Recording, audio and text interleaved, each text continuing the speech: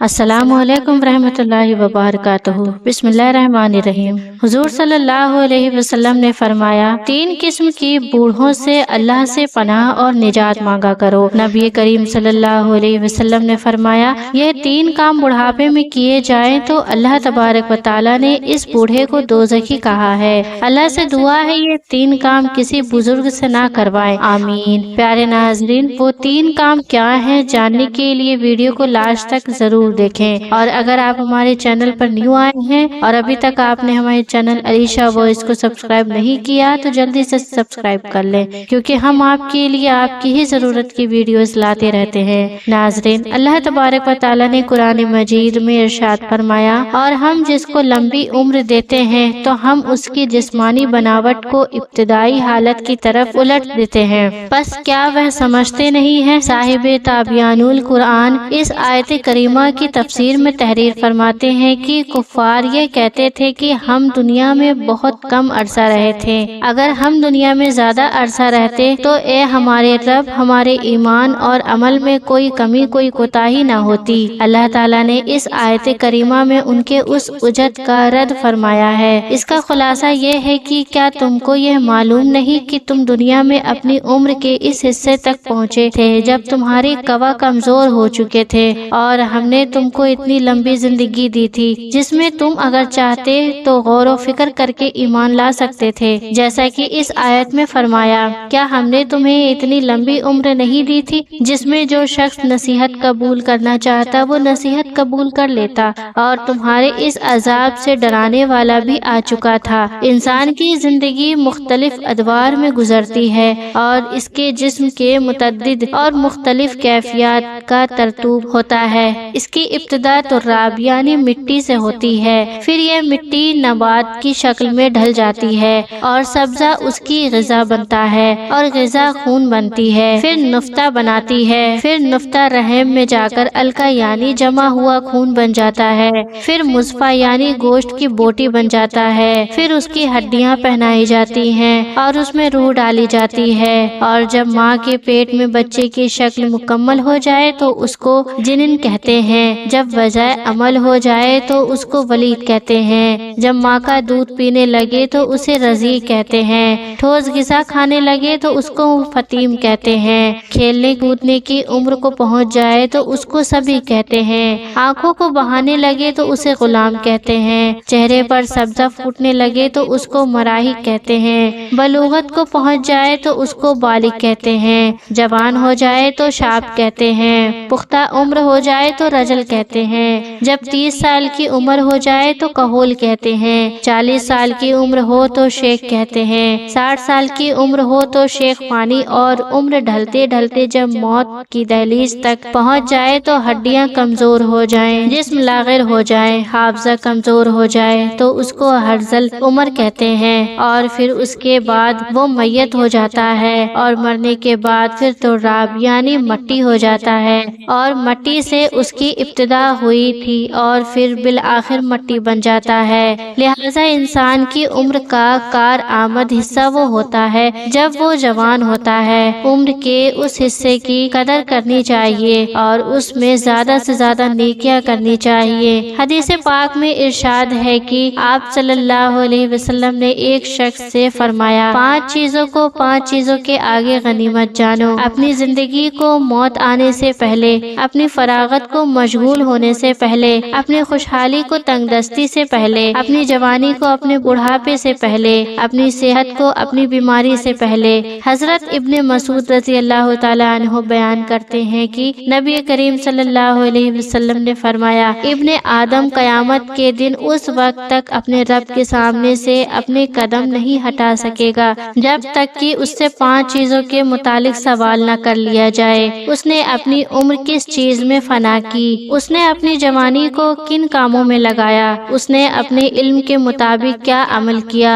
حضرت انس رضی اللہ تعالی عنہ بیان کرتے ہیں کہ نبی کریم صلی اللہ علیہ وسلم نے فرمایا، اللہ تبارک و تعالی جس شخص کی عمر اسلام میں 40 سال تک پہنچا دے، اللہ تبارک و تعالی اس سے کئی قسم کے بلاؤں کو دور کر دیتا ہے، جزم، مرض اور شیطان کی غضبناک کرنے کو، اور اللہ تبارک و تعالی جس شخص کی عمر میں 50 50 سال تک پہنچا دے، اللہ تعالیٰ اس پر حساب کو آسان کر دیتا ہے۔ عمر کا ہر حصہ اللہ کی نعمت ہے، لیکن ارذل عمر سے پناہ مانگنی چاہیے۔ اللہ تعالیٰ نے قرآن پاک میں ارشاد فرمایا، اور اللہ نے تمہیں پیدا کیا، پھر وہی تو تم کو وفات دے گا، اور تم میں سے بعض کو ارذل یعنی ناکارہ عمر کی طرف لوٹا دیا جاتا ہے، تاکہ انجام کا وہ حصول علم کے بعد کچھ نہ جان سکے۔ حضرت سعد رضی اللہ تعالیٰ عنہ بیان کرتے ہیں کہ رسول اللہ صلی اللہ علیہ وسلم نمازوں کے بعد ان چیزوں سے پناہ طلب کرتے تھے: اے اللہ، میں بزدلی سے تیری پناہ میں آتا ہوں، اور میں اس سے تیری پناہ میں آتا ہوں کہ مجھے ارذل عمر کی طرف لوٹا دیا جائے، اور میں عذاب قبر سے تیری پناہ میں آتا ہوں۔ اس حدیث میں آپ نے ارذل عمر سے پناہ مانگی۔ یہ ارذل عمر کیا ہے؟ اس بارے میں علماء عینی لکھتے ہیں کہ ارذل عمر سے مراد یہ ہے کہ انسان اس قدر بوڑھا ہو جائے کہ کمزور ہو کر اپنے بچپن کی ابتدائی حالت کی طرف لوٹ آئے، اس کی سماعت اور بصارت کی عقل کام نہ کرے، اور سمجھ میں کوئی بات نہ آئے، وہ فرائض کو ادا نہ کر سکے، اور اپنی ذاتی کام نہ کر سکے، اپنی پاکیزگی اور صفائی کا خیال نہ رکھ سکے، اور اپنے گھر والوں پر بوجھ ہو جائے، اور وہ اس کی موت کی تمنا کرنے لگے۔ اور اگر اس شخص کا گھر بار نہ ہو اور وہ بالکل تنہا ہو تو اس سے بڑی اور کیا مصیبت ہوگی۔ اللہ تبارک و تعالیٰ ایسی عمر سے ہم سب کو محفوظ فرمائے، آمین۔ یہ عام لوگوں کا حال ہے کہ 40 سال کے بعد ان کا دور اختتار شروع ہو جاتا ہے، ان کے اعصاب کمزور ہو جاتے ہیں، اور جن لوگوں پر اللہ کا خصوصی کرم ہوتا ہے جیسے علماء اور اولیاء اللہ، وہ 60 سال کے بعد بھی مضبوط اور توانا ہوتے ہیں، اور ان کے حواس قائم رہتے ہیں۔ حضرت عطائے نے حضرت ابن عباس رضی اللہ تعالیٰ عنہ سے روایت کیا ہے کہ سورۃ نحل کی آیت میں ارذل عمر کا جو تذکرہ ہے مسلمانوں کے لیے نہیں ہے۔ مسلمان کی عمر جس قدر زیادہ ہوتی جاتی ہے،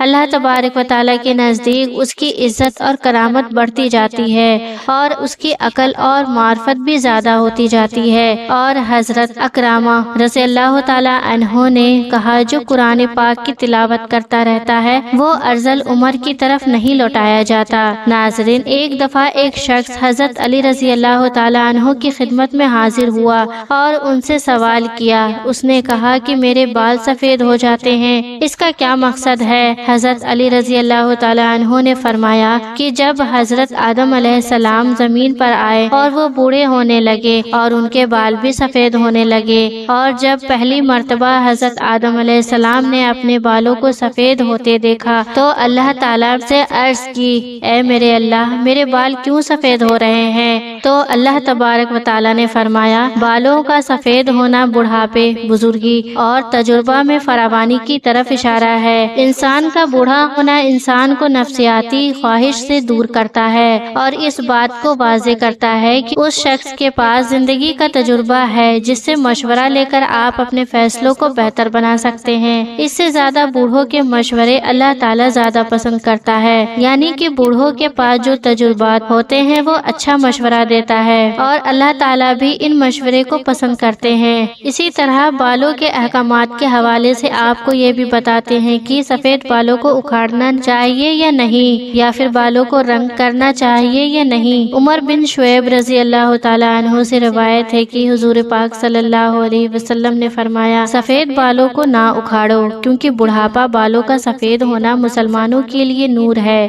جو شخص حالت اسلام میں بڑھاپے کی طرف قدم بڑھاتا ہے، جب کسی مسلمان کا ایک بال سفید ہوتا ہے تو اس کی وجہ سے اللہ پاک اس کا ایک گناہ مٹا دیتا ہے، اور اس کی ایک نیکی لکھ دیتا ہے، اور اس کا ایک درجہ بلند کر دیتا ہے۔ اسی طرح یہ حدیث مختلف کتابوں میں بیان کی گئی ہے۔ احادیث کی جو کتابیں ہیں ان میں بھی ان کو بیان کیا گیا ہے۔ اب وہ دوسری بات پر آتے ہیں کہ سفید بالوں کو رنگنا چاہیے یا نہیں۔ ناظرین، بالوں کو رنگنا خضاب کہلاتا ہے۔ رسول پاک صلی اللہ علیہ وسلم نے سفید بالوں کو رنگنے کا حکم دیا ہے۔ سیدنا ابو ہریرہ رضی اللہ تعالی عنہ روایت فرماتے ہیں کہ رسول اللہ صلی اللہ علیہ وسلم نے فرمایا، بڑھاپا بالوں کی سفیدی کو خضاب کہتے ہیں، بڑھاپا بالوں کی سفیدی کو خضاب کے ذریعے بدل ڈالو اور خضاب نہ لگانے میں یہودیوں کی مشابہت نہ کرو۔ اسی طرح ایک دوسری روایت ہے کہ آپ صلی اللہ علیہ وسلم نے فرمایا، یہودی اور نصرانی یعنی کہ عیسائی خضاب نہیں لگاتے تھے، لہٰذا تم ان کے خلاف کرو یعنی کہ خضاب لگاؤ۔ اسی طرح ایک اور جگہ پر بیان کیا گیا ہے کہ مہندی کا خضاب لگانا یا مہندی میں کوئی چیز ملا کر سفید بالوں کو رنگ کرنا بھی جائز ہے۔ زرد خضاب لگانا بھی ٹھیک ہے۔ سیدنا ابن عمر رضی اللہ تعالی عنہ سے روایت ہے کہ رسول پاک صلی اللہ علیہ وسلم دم دباغت دیے ہوئے اور بغیر بال کے چمڑے کا جوتا پہنتے تھے اور اپنی ریش یعنی کہ داڑھی مبارک پر آپ ورشت جو ایک گھاس ہے جو یمن کے علاقے سے ملتی ہے اس کے ذریعے اور زعفران کے ذریعے رنگ لگاتے تھے۔ مہندی لگانا جائز کہا جاتا ہے، لیکن کچھ علماء کے نزدیک کہا جاتا ہے کہ رنگ لگانا جائز نہیں ہے، یعنی کہ مہندی تو لگائی جا سکتی ہے، لیکن جو آج مختلف قسم کی پروڈکٹس یا ڈائی سامنے آ چکی ہیں، کیمیکلز جو ہیں جن سے رنگ لگایا جاتا ہے جو آپ کی جلد پہ بھی لگ جاتے ہیں، اور اگر اس کو جلدی نہ اتارا جائے تو آپ کی وہاں سے جلد بھی کالی دکھائی دیتی ہے۔ اسی طرح حدیث سے معلوم ہوتا ہے کہ آپ صلی اللہ علیہ وسلم نے بعض دفعہ سرخ اور زرد خضاب لگایا ہے۔ احادیث میں حضور پاک صلی اللہ علیہ وسلم کے بالوں کو رنگنے کا بھی ذکر ہے۔ اسی طرح سفید بالوں میں سیاہ خضاب لگانا جائز ہے یا نہیں، اس حوالے سے بھی آپ کو بتاتے ہیں۔ سیدنا جابر بن عبداللہ رضی اللہ تعالیٰ عنہ سے روایت ہے کہ فتح مکہ کے دن سیدنا ابو بکر صدیق رضی اللہ تعالیٰ عنہ کے والد ابو قحافہ کو لایا گیا۔ ان کے سر اور داڑھی کے بال بالکل سفید تھے۔ حضور پاک صلی اللہ علیہ وسلم نے فرمایا، اس کا رنگ بدلو اور کالے رنگ سے بچو۔ اسی طرح ایک اور روایت ہے کہ سیدنا عبداللہ بن عباس رضی اللہ تعالیٰ عنہ سے روایت ہے کہ رسول پاک صلی اللہ علیہ وسلم نے فرمایا، ایسی قومیں آخر اس زمانے میں آئیں گی جو کبوتر کی پپوتوں کی طرح کالے رنگ کا خضاب کریں گی، وہ جنت کی خوشبو تک نہ پائیں گی۔ پیارے ناظرین، اس سے یہ واضح ہوتا ہے کہ کالا رنگ نہیں کرنا چاہیے، جو مختلف مہندی وغیرہ ہیں وہ لگا لینی چاہیے۔ سیدنا ابن عمر رضی اللہ تعالیٰ عنہ سے روایت ہے کہ صلی اللہ علیہ وسلم نے غزہ منع کیا ہے۔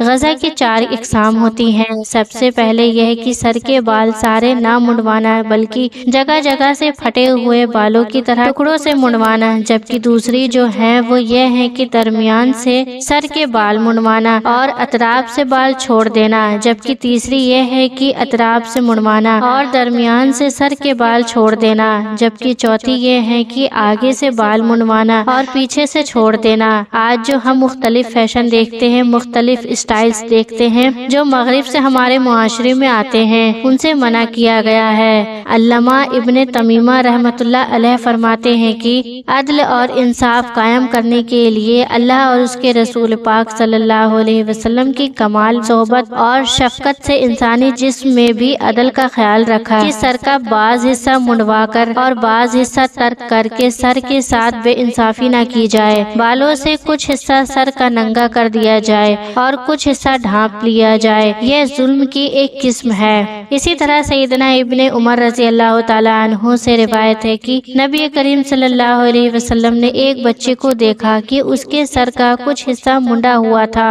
اور کچھ چھوڑا ہوا تھا۔ آپ صلی اللہ علیہ وسلم نے ان کو ایسا کرنے سے روکا اور فرمایا، تم اس کا سارا سر منڈواؤ یا سارا سر چھوڑ دو۔ اس حکم میں جوان بوڑھے تمام لوگ ہی شامل ہیں، صرف بچوں کی تخصیص کی کوئی دلیل نہیں ملتی۔ سائنس نے بھی مختلف ریسرچ کی ہے اور ان کے مطابق سر کے بالوں کے سفید ہونے کے 6 اسباب ہیں۔ پہلی وجہ یہ ہے کہ وراثت میں، یعنی کہ آپ کے باپ دادا سے چلتا ہوا آتا ہے، یعنی کہ گنجاپن یا سفید بال۔ دوسری وجہ یہ ہے کہ آٹو امیون امراض جو کہ ایک بیماری ہے، اس کی وجہ سے بھی یہ ہوتا ہے۔ تیسری وجہ ہے آلودہ ماحول، یعنی کہ گندگی کی وجہ سے بھی انسان کے جو بال ہیں وہ سفید ہوتے ہیں۔ چوتھی وجہ ذہنی تناؤ ہے، یعنی کہ انسان جب زیادہ سوچتا ہے یا ڈپریسڈ رہتا ہے، یعنی ذہنی تناؤ کا شکار ہوتے ہیں، اس کی وجہ سے بھی سر کے بال سفید ہو جاتے ہیں۔ پانچویں وجہ سگریٹ کے دھوئیں کی زد میں رہتا ہے، یعنی کہ آپ کے ارد گرد سگریٹ رہے، اس کا دھواں رہے، یا آپ خود بھی بھی سگریٹ پیتے ہیں، اس کی وجہ سے بھی بال زیادہ سفید ہوتے ہیں۔ چھٹی وجہ یہی ہے کہ عمر کی وجہ سے بال سفید ہوتے ہیں۔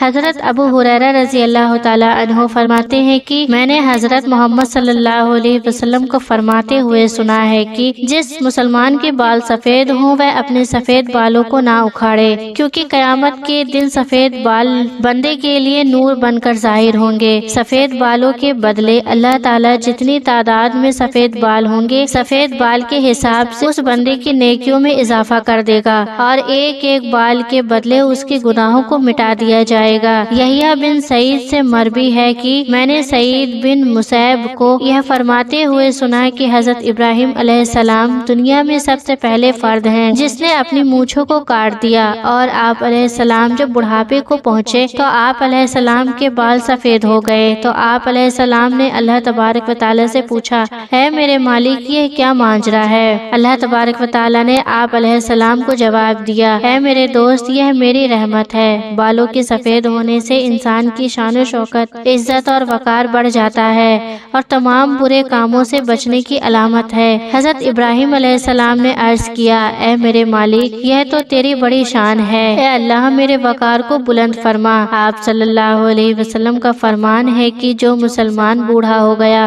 تو اس کا بڑھاپا اس کے لیے قیامت کے دن نور بن کر ابھرے گا۔ ایک بندے نے نبی کریم صلی اللہ علیہ وسلم سے عرض کی، اے اللہ کے نبی صلی اللہ علیہ وسلم لوگ سفید بالوں کو کاٹ دیتے ہیں۔ اس کا جواب سن کر آپ صلی اللہ علیہ وسلم نے فرمایا کہ جو بندہ اپنے سفید بالوں کو کاٹتا ہے تو اس نے قیامت کے دن اپنے نور کو ختم کر دیا ہے۔ حضرت ابو بکر صدیق رضی اللہ تعالی عنہ فرماتے ہیں کہ ایک دفعہ ایک آدمی نبی کریم صلی اللہ علیہ وسلم کی بارگاہ میں پیش ہوا اور کہنے لگا، اے اللہ کے رسول صلی اللہ علیہ وسلم ہم میں سے کون سا بندہ بہتر ہے؟ آپ صلی اللہ علیہ وسلم نے فرمایا کہ جو بندہ بڑھاپے میں پہنچ گیا اور اس کی نیکیاں بہت زیادہ ہیں وہ سب سے بہتر ہے۔ اس نے پھر دریافت کیا کہ یا رسول اللہ صلی اللہ علیہ وسلم سب سے برا شخص کون ہے؟ آپ صلی اللہ علیہ وسلم نے فرمایا کہ جو بڑھاپے میں گیا اور اس کی گناہ زیادہ ہوں۔ حضرت انس بن مالک رضی اللہ تعالیٰ عنہ سے روایت ہے کہ رسول اللہ صلی اللہ علیہ وسلم نے فرمایا کہ بچہ جب تک بالغ نہیں ہوتا اس کے نیک عمل اس کے والد یا والدین کے حساب میں لکھے جاتے ہیں، اور جو کوئی برا عمل کرے تو وہ نہ اس کے حساب میں لکھا جاتا ہے نہ والدین کے۔ پھر جب وہ بالغ ہو جاتا ہے تو قلم اس کے لیے جاری ہو جاتا ہے، اور دو فرشتے جو اس کے ساتھ رہنے والے ہیں ان کو حکم دے دیا جاتا ہے کہ اس کی حفاظت کریں اور قوت بہم پہنچائیں۔ جب حالت اسلام میں 40 سال کی عمر کو پہنچ جاتا ہے تو اللہ تبارک و تعالیٰ اس کو 3 قسم کی برائیوں، جنون، جزام اور بر سے محفوظ کر دیتے ہیں۔ جب 50 سال کی عمر کو پہنچتا ہے تو اللہ تبارک و تعالیٰ اس کا حساب ہلکا کر دیتے ہیں۔ جب 60 سال کو پہنچتا ہے تو اللہ تعالیٰ اس کو اپنی طرف رجوع کی توفیق دے دیتے ہیں۔ جب 70 سال کو پہنچتا ہے تو سب آسمان والے اس سے محبت کرنے لگتے ہیں، اور جب 80 سال کو پہنچتا ہے تو اللہ تبارک و تعالیٰ اس کی حسنات کو لکھتے ہیں اور سیئات کو معاف فرما دیتے ہیں۔ پھر جب 90 سال کی عمر ہو جاتی ہے تو اللہ تبارک و تعالیٰ اس کے سب اگلے پچھلے گناہ معاف فرما دیتے ہیں اور اس کو اپنے گھر والوں کے معاملے میں شفاعت کرنے کا حق دیتے ہیں اور اس کی شفاعت قبول فرماتے ہیں، اور اس کا لقب امین اللہ اور اسیر اللہ فی الارض یعنی زمین میں اللہ کا قیدی ہو جاتا ہے، کیونکہ اس عمر میں پہنچ کر عموماً انسان کی قوت ختم ہو جاتی ہے، کسی چیز میں لذت نہیں رہتی، قیدی کی طرح عمر گزارتا ہے، اور جب ارذل عمر کو پہنچ جاتا ہے تو اس کے تمام وہ نیک عمل نامے اعمال میں برابر لکھے جاتے ہیں جو اپنی صحت اور قوت کے زمانے میں کیا کرتا تھا، اور اگر اس سے کوئی گناہ ہو جاتا ہے تو وہ لکھا نہیں جاتا۔ حضرت جابر رضی اللہ تعالیٰ عنہ سے مروی ہے کہ آپ صلی اللہ علیہ وسلم نے فرمایا کہ حضرت جبرائیل علیہ السلام ابھی میرے پاس آئے اور فرمایا کہ قسم ہے مجھے اللہ تبارک و تعالیٰ کی کہ جس نے آپ کو حق کو سچ کے ساتھ بھیجا ہے، ایک آدمی نے 500 سال تک سمندر میں ایک پہاڑ کے اوپر رہ کر اللہ تبارک و تعالیٰ کی عبادت میں گزار دیے ہیں۔ پہاڑ تقریباً 300 مربع میل پر مشتمل تھا۔ یہ پہاڑ کئی سینکڑوں میل میں پھیلے سمندر کے اندر واقع ہے۔ اللہ تبارک و تعالیٰ نے اس بندے کے لیے اس پہاڑ پر میٹھے پانی کا چشمہ عطا کر دیا جس کی دھار ہاتھ کی انگلی کے برابر ہے۔ اس پہاڑ کے پاس ایک انار کو اگا دیا جس جس پر ہر دن ایک انار لگ جاتا تھا۔ وہ بندہ پہاڑ سے نیچے آتا، انار سے پیٹ بھرتا، پھر وضو کرتا اور اللہ تعالیٰ کی عبادت میں مصروف ہو جاتا تھا۔ جب اس بندے کی موت کا وقت آیا تو اس نے اللہ تبارک و تعالیٰ سے دعا کی، اے اللہ میری موت سجدے کی حالت میں آئے اور میرے جسم کو پاک صاف جگہ پر محفوظ کر دیا جائے، اور جب قیامت کے دن دوبارہ مجھے زندہ کیا جائے تو سجدے کی حالت میں زندہ کیا جائے۔ اللہ تعالیٰ نے اس کی اس خواہش کو پورا کر دیا۔ ہم آسمانوں پر جاتے ہیں اور زمین پر اترتے وقت اس کو سجدے کی حالت میں ہی دیکھتے ہیں۔ روز قیامت جب اس شخص کو اللہ تعالیٰ کی بارگاہ میں پیش کیا گیا تو اللہ تبارک و تعالیٰ اس کو فرمائیں گے کہ اے میرے بندے میری رحمت سے جنت میں چلے جاؤ، تو وہ بندہ سوال کرے گا، اے اللہ میرے نامہ اعمال کی وجہ سے مجھے جنت میں کیوں نہیں بھیجا جا رہا؟ 2 بار یہی قصہ ہوگا، پھر اللہ تعالیٰ فرمائے گا جا بندے میری رحمت سے جنت میں چلے جا۔ پھر بندہ کہے گا، اے میرے اللہ میرے اعمال کی وجہ سے مجھے جنت کیوں نہیں عطا کی جا رہی ہے؟ تو اللہ تعالیٰ اسے فرمائیں گے کہ تجھے جو نعمتیں میں نے عطا کی ہیں اس کا اور تیرے عمل دونوں کا حساب کتاب ہوگا۔ صرف آنکھ کی نعمت سے اس کے 500 سال کے سارے کیے گئے نیک اعمال ختم ہو جائیں گے، اور باقی سارے جسم کے اوپر جو احسان ہوں گے وہ زیادہ ہوں گے۔ اللہ تعالیٰ فرمائیں گے کہ اس بندے کو جہنم میں ڈال دو۔ جب اس کو جہنم میں لے جانے کے لیے پکڑا جائے گا تو وہ بندہ کہے گا، اے اللہ تعالیٰ مجھے اپنی رحمت کے ذریعے جنت میں بھیج دو۔ اللہ تعالیٰ فرمائیں گے کہ میرے اس بندے کو ادھر لاؤ۔ جب اس کو لایا جائے گا تو اللہ تعالیٰ فرمائیں گے کہ تجھ کو پیدا کرنے والا کون ہے؟ وہ بندہ کہے گا، اے اللہ تعالیٰ آپ ہی ہیں مجھے دنیا میں زندگی دینے والے۔ پھر اللہ تبارک و تعالیٰ فرمائیں گے کہ تجھ کو 500 سال تک زندہ رکھ کر عبادت کی توفیق دینے والا کون ہے؟ وہ جواب دے گا، یا اللہ آپ ہی مجھے زندہ رکھا اور عبادت کی ہمت دی۔ اللہ تعالیٰ فرمائیں گے کہ تجھے سمندر میں پہاڑ کے اوپر کس نے پہنچایا، اور وہ پانی اور انار مہیا کرنے والا کون ہے؟ وہ بندہ جواب دے گا، یا اللہ آپ ہی مجھے سب کچھ عطا کیا۔ اللہ تبارک و تعالیٰ فرمائیں گے کہ تیرے کہنے پر ہی میں نے تیری جان سجدے کی حالت میں نکالی اور سجدے کی حالت میں دوبارہ جان ڈالی، یہ سب میری رحمت کی وجہ سے ہی ہوا ہے۔ میں اب بھی تجھے اپنی رحمت کی وجہ سے ہی جنت میں داخل کر رہا ہوں۔ حضرت جبرائیل علیہ السلام نے فرمایا، اے اللہ کے نبی دنیا آسمان میں جو کچھ بھی ہے وہ اللہ تعالیٰ کی رحمت ہے۔ اللہ تعالیٰ سے دعا ہے کہ ان احادیث میں حضور اقدس صلی اللہ علیہ وسلم نے جن چیزوں سے پناہ مانگی ہے اللہ پاک ہمیں ان سے محفوظ رکھے، آمین یا رب العالمین۔ ناظرین کامنٹ باکس میں اللہ تعالیٰ کے 99 ناموں میں سے ایک نام ضرور ٹائپ کریں۔ پیارے ناظرین ویڈیو اچھی لگی ہو تو اس ویڈیو کو صدقہ جاریہ کی نیت سے اپنے دوستوں احبابوں میں شیئر ضرور کریں۔